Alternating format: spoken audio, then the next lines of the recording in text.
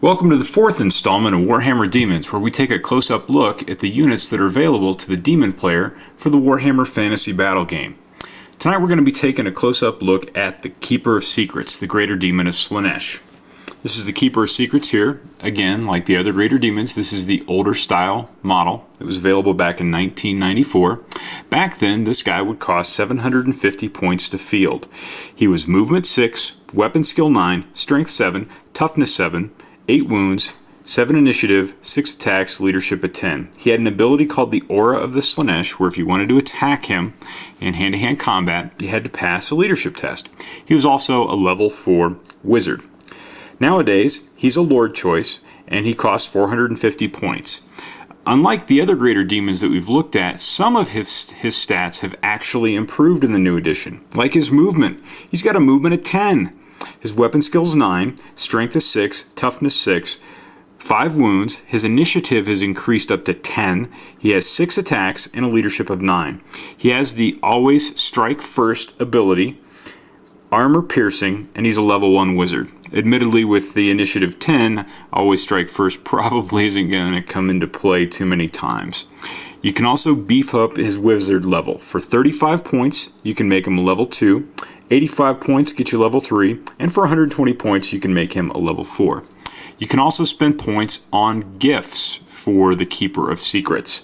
Like the other Greater Demons, 100 points total, and there's many different things to choose from. For 100 points, the only gift you could pick, it's called Spirit Swallower. What that enables him to do, or her, there's a breast as you'll see here, is to gain 1 wound for each unsaved wound caused in close combat, and that cannot take you above your starting wounds. 50 points is the Ether Blade. The no armor saves are going to be allowed from this thing's attacks, but I think twice before you take that. With the strength of 6 plus the armor piercing, you're already getting a -4 on all armor saves, so I think you could spend 50 points on something better than just the ability to deny models an armor save that are wounded by this creature. 20 or 50 points, the last 50 pointer is the Temptator. If there's a enemy character in base-to-base contact at the beginning of the close combat phase, must pass a leadership test, or the demon player gets to control it and have it attack its own unit. That's kind of nifty. 25 points is Allure of Slaanesh. Somebody's going to have to pass a leadership test if they want to attack this thing in close combat. That's similar to the old power. 25 points Demonic Robes. We've seen that one before. This model would never be wounded on better than a 3+. Handy for protecting against those cannonballs that love to eat Greater Demons. 25 pointer Enrapturing Gaze.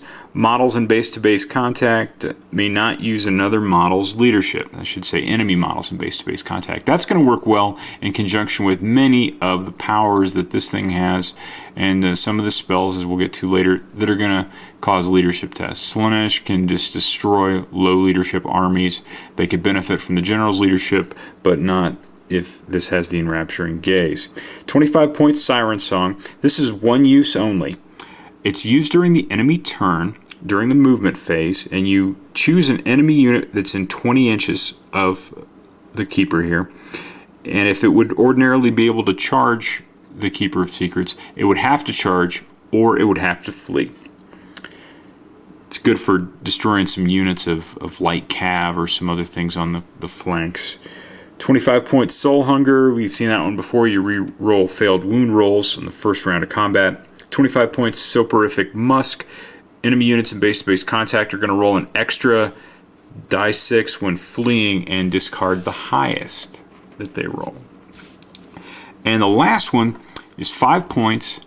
I like it. It's called the Torment Blade. It's a hand weapon. This guy's armed with claws that count as hand weapons, so therefore it would be armed with 2 hand weapons. So for 5 points you get an extra attack, and if a model suffers a wound, it cannot attack back unless it passes a leadership test. So if you combine that one with the Allure, you can make a model have to potentially pass several leadership tests in order to attack. all the leadership things are also going to work really good if you have a battle standard bearer with the great icon of despair. What that does is enemy units within 12 inch suffer a -2 to their leadership. There's still some debate on this, where I've read that if the enemy general is not within the 12 inches, the icon of despair, can the unit within 12 still use his leadership? Some people are saying yes, some people are saying no. I guess I'm kind of inclined to say that they probably can use his leadership, looking at the strict wording of it. I wish it would work the other way, though. Maybe GW will take a look at that and give us some info and figure that out.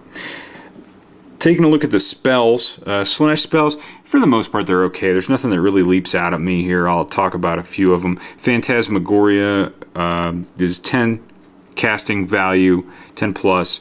It's global, so you can cast it when you're in close combat, which is where you're going to want this model.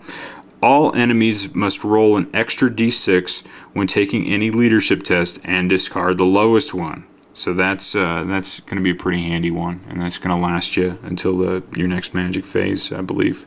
And then there's Acquiescence. That's the default spell if you want to go with that.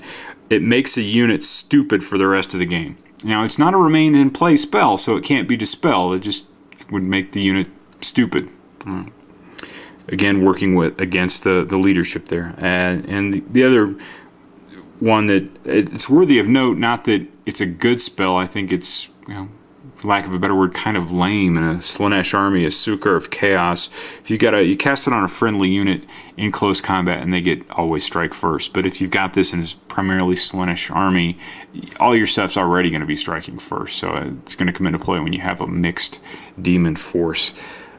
What kind of build do I like? I like taking the allure of Slaanesh. It's, to me, again, it's going back to what I know. The Keeper usually had that ability. I'm a traditionalist. I like the enrapturing gaze, shutting down the models using others' leaderships. And the Siren Song's pretty nifty. And the Torment Blade, 5 points, get you that extra attack and potentially another test on leadership. So that's it for the Keeper of Secrets. We've worked through all the greater demons now, so the next episode we're going to be taking a look at the Demon Prince, the last Lord choice for the demon player. Thanks for watching. Take care.